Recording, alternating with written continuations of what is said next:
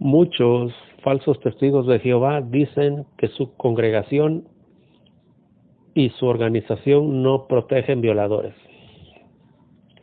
Desafortunadamente tú, testigo de Jehová, adepto, ustedes nunca van a tener en su poder y entender el manual de ancianos de la congregación o de tu congregación.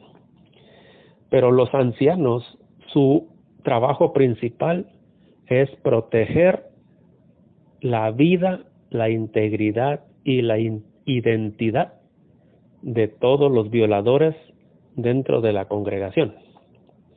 Capítulo 14 del manual de ancianos pastoreen el rebaño de Dios. Sección 18. Los ancianos pueden enterarse de un presunto abuso sexual de menores por la víctima, sus padres o una persona de confianza de la víctima.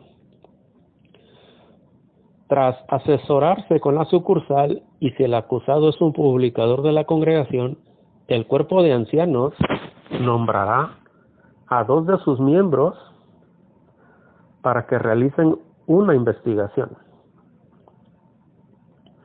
Estos deben seguir escrupulosamente los procedimientos establecidos en las Escrituras y las pautas bíblicas dadas en este capítulo y en el capítulo 12. No se requiere que una víctima de abuso sexual de menores haga su acusación en presencia del supuesto abusador, ni durante la investigación, ni durante las actuaciones del comité judicial. Normalmente los ancianos deberían poder obtener la información necesaria de boca de los padres. Además, es posible que ya dispongan de suficientes pruebas para establecer el pecado.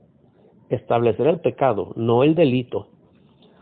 En el caso excepcional de que ambos ancianos consideren necesario hablar con un menor que ha sido víctima de abuso sexual, deben comunicarse antes con el departamento de servicio. Lo que acabamos de leer, testigo adepto de a pie, es que los ancianos en ningún momento denuncian el hecho a la policía local. Ellos tienen que hablar al departamento de servicio de la sucursal, donde están los abogados. ¿Protegen a violadores? Los testigos de Jehová protegen a violadores. Sección 19, esta es la más controversial. Si el cuerpo de ancianos concluye que hay prueba bíblica suficiente para formar un comité judicial por abuso sexual de menores, el coordinador debe comunicarse primero con el superintendente de circuito. El superintendente designará a un anciano de experiencia para que presida el comité judicial. Cuando sea necesario formar un comité de apelación, el superintendente seleccionará a ancianos de experiencia para que lo integren y designará al presidente. Si el pecado se demuestra y el pecador no se arrepiente, deberá ser expulsado. Por otro lado, si el transgresor se arrepiente y es censurado, la censura se anunciará a la congregación en la siguiente reunión de entre semana. El anuncio servirá de protección a la congregación. No se procede judicialmente contra las víctimas de abuso sexual.